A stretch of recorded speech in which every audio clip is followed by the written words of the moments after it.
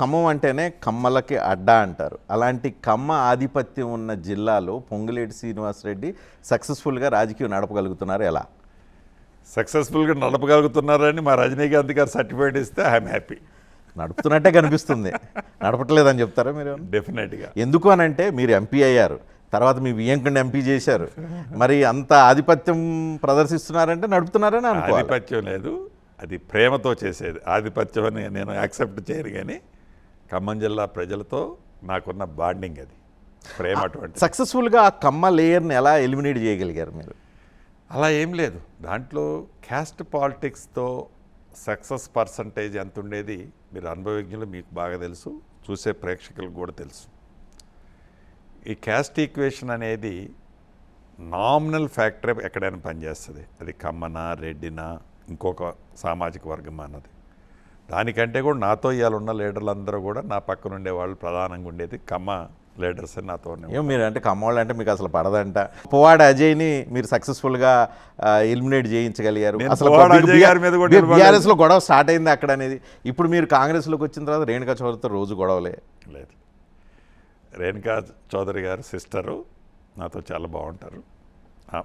సిస్టర్కి నాకు లేకపోతే ఇంకొకరికి నాకు ఏ రకమైన గొడవ ఎవరితో లేదు, ఉండదు కూడా భవిష్యత్తులో.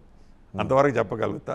ఇందాక మీరు అన్నట్టు పువ్వాడ అజయ్ కుమార్ గారితో నేను ఎప్పుడు కొట్లాడితే గిట్లాడితే వాళ్ళ నాయకుడు కేసీఆర్ మీదనే చేసింది తప్ప పువ్వాడ అజయ్ ఇందాక నుంచి మీరు సేమ్ అదే అంటున్నారు. మీరు సమయుజ్జి, మీకు ఓన్లీ కేసీఆర్ అనుకుంటున్నారా? No doubt about it.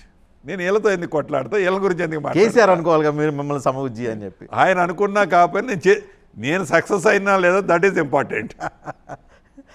నేను అనుకున్నది గోల్ ఫుల్ఫిల్ చేసినా లేదన్నది ఇంపార్టెంట్. సో చెప్పండి, మీ జిల్లాలో గ్రూప్ పాలిటిక్స్ ఎక్కువ. ఖమ్మం అంటేనే గ్రూప్ పాలిటిక్స్, ఎందుకంటే కొంచెం చైతన్యవంతమైన జిల్లా. మీరు ఏ రాష్ట్రంలో ఏ జిల్లాకు లేని విధంగా మీ జిల్లాకు 3 పదవులు దక్కినాయి. ఈ ముగ్గురు మధ్య సఖ్యత లేదు. ఈ ముగ్గురు జిల్లాకు వస్తున్నారు అని అంటే అధికారులు గుండెల్లో రైళ్లు పరిగెడుతూ ఉన్నాయి. వీళ్ళని ఎట్లా హ్యాండిల్ చేయాలో అర్థం కాక, ఎవరికి చెప్పి నిర్ణయాలు తీసుకోవాలో అర్థం కాక కన్ఫ్యూజ్ అవుతున్నారు అని అంటున్నారు. మీరు కూడా రజనీకాంత్ గారు ప్రతిపక్షం వాళ్ళది పెట్టి చూసి మీరు కూడా అదే ట్యూన్లోకి వెళ్ళిపోయారు సార్. మా మధ్య అటువంటి కొట్లాట్లు ఏమి లేవు రజనీకాంత్ గారు. ఒక ఆయన సీనియర్ మోస్ట్, ఒక ఆయన పవర్ఫుల్, ఒక ఆయన డిప్యూటీ సీఎం.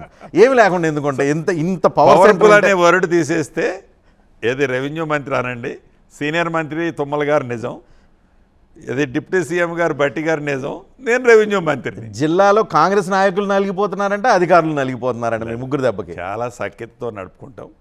అధికారులు కూడా నలిగిపోయే ప్రసక్తి అక్కడ ఏముండదు.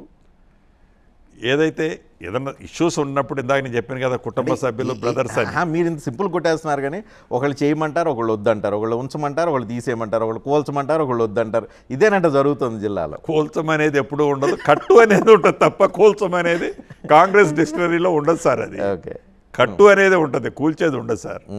అంతవరకు నేను చెప్పగలుగుతా. ఒక మంత్రికి ఏదో ఉంది, ముగ్గురు మధ్య ఏదో అనేది కూడా అది కరెక్ట్గా. అంటే మీరేమో వ్యక్తిగత ఇమేజ్ పెంచుకోవడానికి ప్రయత్నం చేస్తున్నారు, అదేమో మిగతా వాళ్ళకి నచ్చట్లేదు అనేది వింటున్నా.